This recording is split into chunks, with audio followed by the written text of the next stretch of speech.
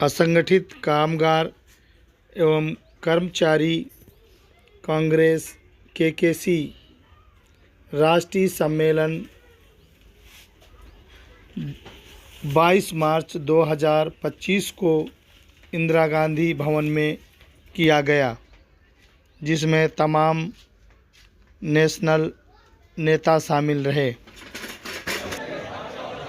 उनके वेजेस ढंग के मिलते हैं, अनेकों घंटों तक उन्हें काम करना पड़ता है, सामाजिक सुरक्षा का किसी तरह से उन्हें कोई आश्वासन नहीं है, हेल्थ इंश्योरेंस से वो बहुत दूर दूर तक के नजर आते हैं।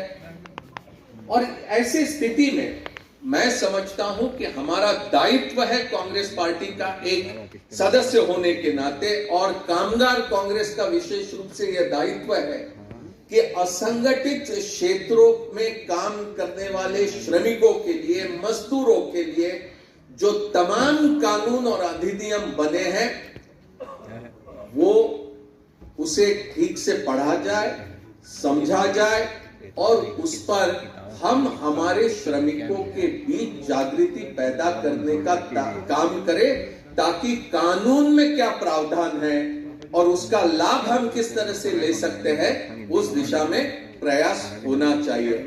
और अगर इस दिशा में अगर हम पहल करते हैं तो सड़कों पर उतरकर आंदोलन के साथ साथ कहीं पर हम राइट टू इंफॉर्मेशन एक्ट का सहारा ले सकते हैं, और कहीं पर अगर कोर्ट कचहरी में जाकर भी अगर हमें कुछ आगे का रास्ता ढूंढना है तो वो भी ढूंढने की कोशिश हमें करनी होगी। मैं और अधिक समय इस मौके पर नहीं लूंगा, लेकिन ये उम्मीद करता हूं कि इस बैठक के जरिए कुछ अहम फैसलों तक के कामगार कांग्रेस पहुंचेगी और आने वाले दिनों में और भी अधिक असरदार तरीके से असंगठित क्षेत्रों को संगठित करने की दिशा में हमें प्रयास करना होगा। मैं समझता हूं कि जिस तरह की दृष्टि लेकर राहुल जी ने काम शुरू किया, मल्लिकार्जुन खड़गे जी ने जिस तरह का नेतृत्व संभाला है, तो यह हमारा दायित्व है कि उपेक्षित वर्गों को, असंगठित वर्गों को और भी तेजी से हमें संगठित करके उन्हें आगे कैसा न्याय मिले उस दिशा में प्रयास करना होगा। इन्हीं शब्दों के साथ मैं उदित राज और उनके तमाम साथियों को बहुत बहुत धन्यवाद देता हूं। माता की वंदे मातरम, वंदे मातरम। धन्यवाद।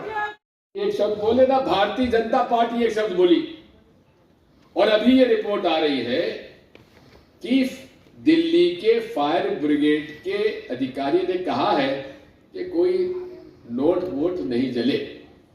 अब आप बताइए कि ये कभी मजदूरों के सगे हो सकते हैं? भारतीय मजदूर संघ का संगठन है, लेकिन आज वो भी उसके गले की आवाज बंद है, क्योंकि उससे कहा गया कि तुम चुपचाप बैठो और मजदूरों की बात हम देख लेंगे। पूरे देश में से आग्रह करता हूं कि हमारे बीच में आए और अपना आशीर्वचन हमें दें, तो हमारा मार्गदर्शन करें। धन्यवाद सर।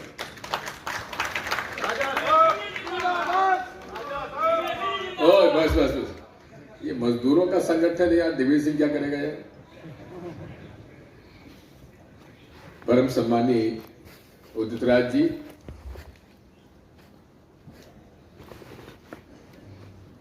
कामगार कर्मचारी कांग्रेस के माननीय अध्यक्ष महोदय, सम्मानीय मंच और सम्मानीय सदस्यगण, आप सब लोग हिंदी समझते हैं ना? जो नहीं समझते हो बताओ। समझते हैं ना? तो मैं हिंदी में ही बोलूंगा। ओके। आदरणीय साथियों, जो भी व्यक्ति जन सेवा में आना चाहता है, राजनीति में आना चाहता है, उसको मैं हमेशा एक ही बात कहता हूं, यदि जन सेवा और राजनीति में आना है तो 5 चीज बहुत आवश्यक है। पहला है संपर्क। संपर्क नहीं होगा तो आप क्या जन सेवा करेंगे, क्या राजनीति करेंगे। दूसरा है संवाद। जब संपर्क होगा तो संवाद क्या करेंगे। तीसरा है समन्वय। सब लोगों को मिलकर काम करना चाहिए। और चौथा है सामंजस्य। थोड़ा बहुत विचारों का मतभेद परिवार में हो जाता है, इसलिए यदि संगठन में भी कहीं महत्वाकांक्षा या किसी कारण से मतभेद हो जाता है तो सबको सामंजस्य करके सबको एक करने की कला भी आप लोगों में होना चाहिए। और आखिरी है सकारात्मक सोच। एक गिलास आधा भरा हुआ है, कुछ लोग कहेंगे आधा खाली है, लेकिन सकारात्मक सोच वाला क्या कहेंगे आधा भरा हुआ है। तो ये 5 सूत्र है जिस पर मैंने जीवन भर अपनी राजनीति की है। अब आप में से जितने बैठे यहां पर मैं पूछना चाहता हूं, कामगार कर्मचारी कांग्रेस जो है भारतीय राष्ट्रीय कांग्रेस की सदस्य है। आप में से जो लोग भारतीय राष्ट्रीय कांग्रेस के सदस्य हैं वो जरा हाथ उठाइए। सब हैं? अच्छा बताइए, जो नई कांग्रेस पार्टी में सदस्य नहीं है फिर भी मजदूरों के बीच में है वो हाथ उठा दीजिए। केवल 1, 2, 4 और है। बात यही है, जैसा कि बताया गया कि आज देश में विचारधारा की लड़ाई है। एक विचारधारा एक्सट्रीम लेफ्ट है, यानी कि कम्युनिस्ट पार्टी। दूसरी विचारधारा है सेंट्रिस्ट, लेकिन लेफ्ट ऑफ सेंटर, वो है कांग्रेस पार्टी और अन्य समाजवादी पार्टियां। और एक है राइट विंग, दक्षिणपंथी, यानी कि जो केवल व्यवसाय और बड़े बड़े कॉरपोरेट्स का प्रतिनिधित्व करती है। उस सोच की जो पार्टी है वो आज है भारतीय जनता पार्टी और राष्ट्रीय स्वयंसेवक संघ। आज इस देश में इन 3 विचारधाराओं के बीच में राजनीति हमारी चल रही है। मजदूर वर्ग कभी राइट विंग के साथ नहीं हो सकता, क्योंकि ये लोग शोषण करता है। जो लोग आज पूरे देश में नीतियां इस प्रकार की बना रहे हैं कि उसका पूरा लाभ केवल उद्योग और उद्योगों में भी बड़े बड़े उद्योगपतियों को मिले, जिसके कारण आज 200 केवल परिवार हैं इस देश में जिनके पास इस देश की पूरी संपत्ति का 50% से ज्यादा संपत्ति किसी के पास है तो इन 200 परिवारों के साथ है, जो आज भारतीय जनता पार्टी और नरेंद्र मोदी अमित शाह जी के समर्थक हैं, राष्ट्रीय स्वयंसेवक संघ के समर्थक हैं। भारतीय जनता पार्टी कभी सेवा में जन सेवा के लिए नहीं आती है, वो केवल धन सेवा के लिए आती है, जन सेवा के लिए नहीं आती है।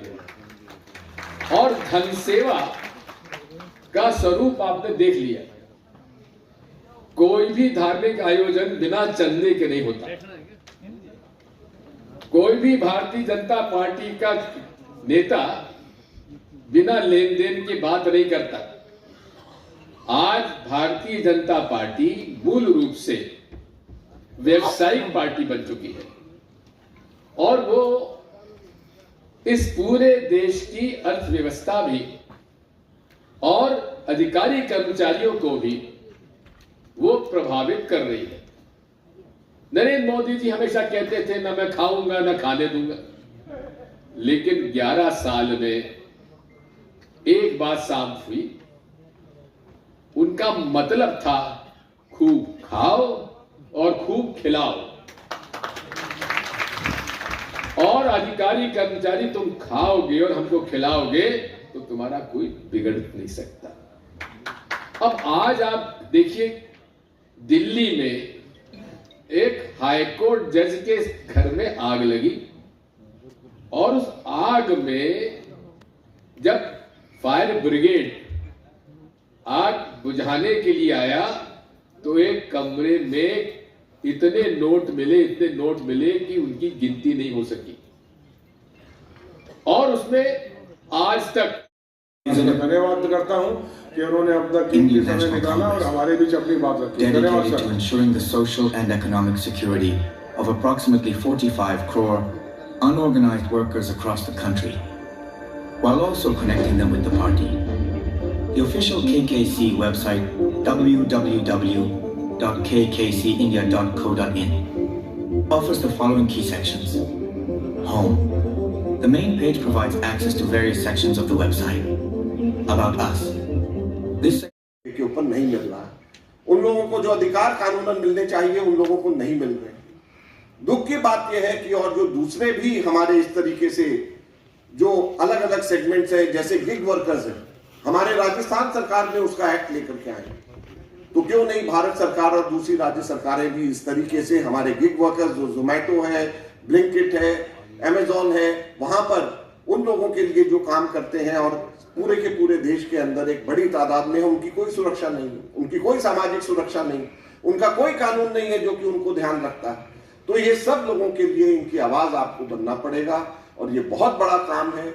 मैं उम्मीद करता हूं कि हमारे इस कसौटी के ऊपर जो राहुल जी चाहते हैं, खड़गे जी जो चाहते हैं और जो हमेशा से जिन बातों को वो रखते रहे हैं, उसको उस कसौटी के ऊपर उदित राज जी और उनकी ये टीम जो आज आप सब लोग यहाँ पे हैं, ये खरी उतरेगी। मैं उस उम्मीद के साथ आप सबका फिर से बहुत बहुत धन्यवाद करता हूँ। जय हिंद, जय भारत।